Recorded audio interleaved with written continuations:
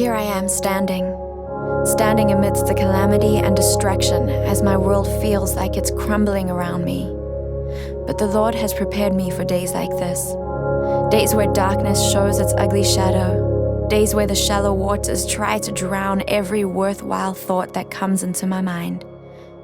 Days where the enemy will try and use his false light to blind me from the majesty that surrounds me on a constant basis.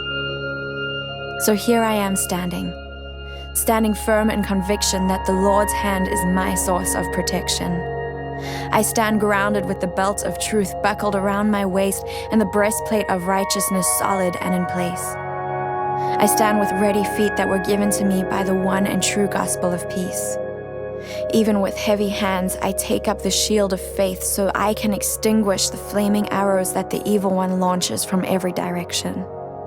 Now I put on my helmet of salvation and pick up the sword of the Spirit. I can now see the breath of God flowing over me and guiding my every step, and the fear in the enemy's eyes as he scurries back to whatever rock he crawled out from under. I took my stand. Will you take yours?